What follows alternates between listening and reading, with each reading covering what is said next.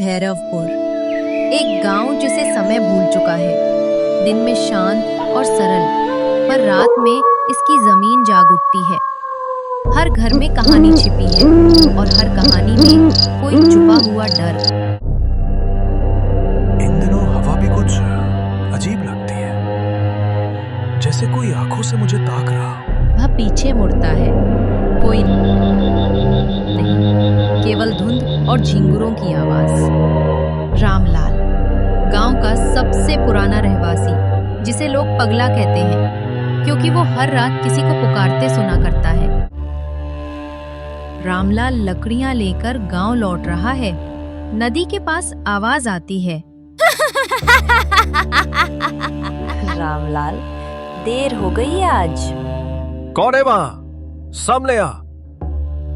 हे भगवान, ये तो झट से पीछे हटते हुए रामलाल गिर जाता है।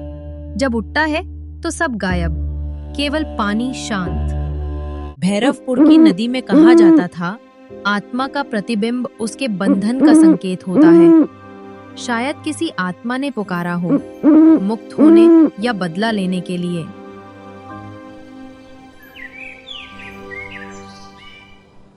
अगली सुबह गांव वाले चौपाल में बैठे हैं, जवान, बुजुर्ग और मुखिया भी। फिर से रात को आवाज सुनी गई है, कोई कुछ छुपा रहा है। ये गांव चैन से नहीं रहेगा जब तक पता न चले। रामलाल ही तो हर बार इसे सुनता है, कहीं वही तो नहीं। मैं झूठ क्यों बोलूंगा? गांव का भला ही चाहता हूँ। किसी की आत्मा बेचैन है, मैंने खुद देखा है। आत्मा नहीं, तुम्हारा डर बेचैन है। आज रात भी अगर तू कुछ सुनता है तो हमें बुला लेना। गांव वाले हंसते हैं, पर कुछ की आंखों में चिंता है। कहा जाता था कि ये कुआं शापित है। 20 साल पहले एक हादसे में किसी का शव इसमें गिर गया था और तब से किसी ने झांकने की हिम्मत नहीं की। रामलाल पास जाता, पानी की गहराई में हल्की चमक दिखाई देती है। कौन है वहां? बोलो, क्या चाहिए तुम्हें?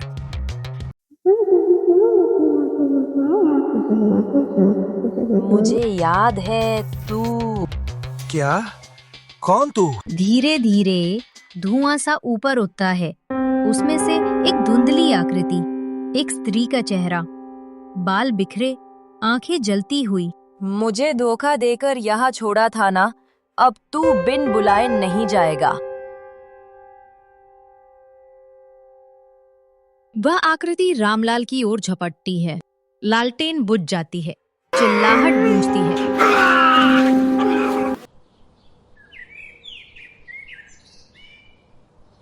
गांव वाले कुएं के पास इकट्ठे हैं। कुएं के किनारे रामलाल की टूटी लालटेन पड़ी है। रामलाल कहाँ गया? कुएं के पास तो यही था, फिर चीख सुनी, उसके बाद कुछ नहीं। कुएं की दीवार पर कुछ लिखाई उभरती दिखती है। वो लौट आया है। सब डरकर पीछे हटते हैं। अगली कुछ रातें गांव में अजीब घटनाएं होने लगती हैं। दिए अपने आप बुझ जाते हैं। पेड़ों की परछाइयां घरों की दीवारों पर नाचती हैं। बकरियां खो जाती हैं। भैरवपुर के लोग अब दिन में भी छाया से डरने लगे। वे भूल चुके थे कि हर पाप कभी न कभी लौट कर आता है। क्या सच में कुछ है उस कुएं में? मैंने तो बस जमीन छिपाई थी।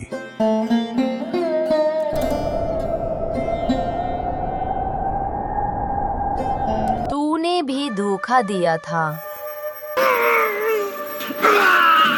एक युवा लड़का गोपाल अपने दोस्तों के साथ सच्चाई का पता लगाने निकलता है। अगर किसी आत्मा ने सच में गांव को श्राप दिया है, तो हमें जानना होगा क्यों। कुएं पर पहुंचते हैं, लाल मोमबत्ती जलाते हैं।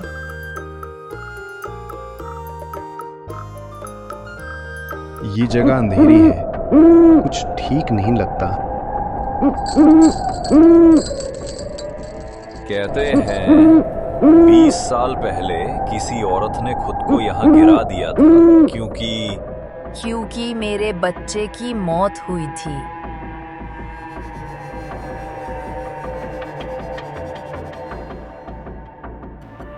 रामलाल और मुखिया, उन दोनों ने मुझसे झूठ बोला था। गांव की जमीन हड़पने के लिए उन्होंने मुझे मारा।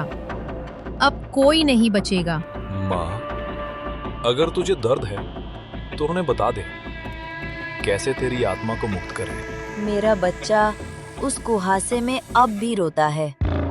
उसके नाम की ज्योति जला दो, मैं चली जाऊंगी। गोपाल और उसके साथी चुपचाप गांव के केंद्र में दीप जलाते हैं, शांति के मंत्र गूंजते हैं। धीरे धीरे आत्मा मुस्कुराती है, धुआं ऊपर उठता है और हवा हल्की हो जाती है। सुबह, गांव शांत है, सूरज चमक रहा है, लोग राहत महसूस करते हैं।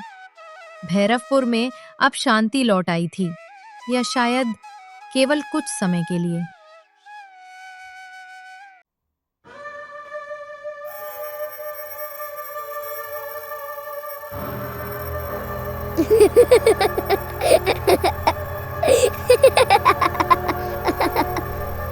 मेरी बारी है।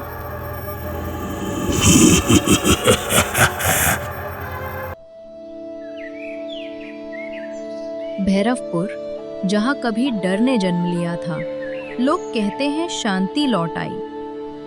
पर असली अंधकार तो तब शुरू हुआ जब आत्मा ने आंखें फिर से खोली। मेरी बारी है। गोपाल किताबें पढ़ रहा है। दीवार पर भैरवपुर का पुराना नक्शा टंगा है। गोपाल, तुम अब भी उस गांव के किस्सों में उलझे रहते हो? वो सब बीत गया। कभी कभी लगता है कुछ अधूरा रह गया था। उस रात जो हुआ, आत्मा तो चली गई, पर कुछ पीछे छूट गया था। कभी कभी चीजें सिर्फ वस्तु नहीं होती, वे दरवाजे होते हैं उन जगहों के लिए जहां लौटना नहीं चाहिए। मुखिया हरि नारायण अपने पुराने घर में अकेला है। कमरे की दीवार पर साए हिलते हैं। झूलती लालटेन अपने आप जलती बुझती है। कौन है वहाँ? भूल गया तू? मैंने कहा था कोई नहीं बचेगा। अतीत ने दरवाजा फिर से खटखटाया था, इस बार और भी जोर से। सुबह, गोपाल को गांव से फोन आता है। क्या मुखिया मर गया है? तुम्हारा गांव फिर किसी मुसीबत में है क्या? अब और भाग नहीं सकता।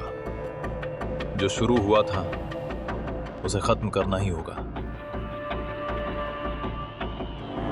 गोपाल और राधिका बाइक से भैरवपुर की ओर निकलते हैं।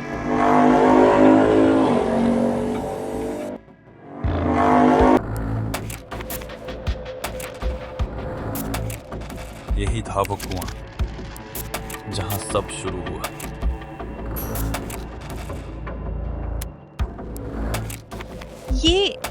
ये तो जैसे धड़क रहा हो। पानी में कंपन होता है और सतह पर रामलाल लिखा उभरता है। मंदिर में गोपाल और राधिका रुकते हैं। बाहर तूफान चल रहा है। सुनी तुमने? हाँ, बच्चे की हंसी, लेकिन यहाँ तो कोई नहीं। एक छोटा लड़का, गीला और ठंडी आंखों वाला, मंदिर के दरवाजे पर खड़ा है। तुम लौट आए, माँ भी इंतजार कर रही है। कभी कभी मृतक अपनी अधूरी कहानियां जीने लौटते हैं और जिंदा लोग उनकी पटकथा बन जाते हैं। गोपाल पुराने मंदिर के तहखाने में जाता है। दीवार पर चित्र, मुखिया और रामलाल एक स्त्री को कुएं में धकेल रहे हैं। तो ये सच था, माँ ने खुदकुशी नहीं की, उसे मारा गया था। मेरा बदला पूरा नहीं हुआ गोपाल। वो बच्चा भी मेरी तरह मारा गया था। अब वो मेरा प्रतिशोध बनेगा। माँ, अब मेरी बारी है। राधिका मंत्र पढ़ती है। गोपाल दीपक जलाता है, पर हवा का झोंका सब बुझा देता है। तू इंसानों की दुनिया छोड़ दे, तेरा दर्द हम समझते हैं।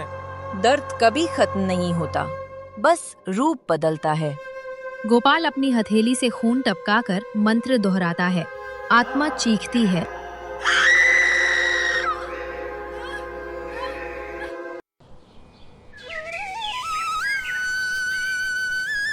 सूरज उगता है।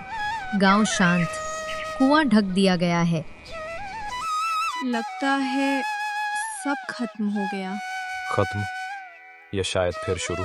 वो देखता है, मिट्टी पर बच्चे के छोटे छोटे पदचिन्ह ताजा हैं। भैरवपुर अब भी जिंदा है। आत्माएं कभी मरती नहीं, वे बस चेहरा बदल लेती हैं। अब शहर मेरी बारी है।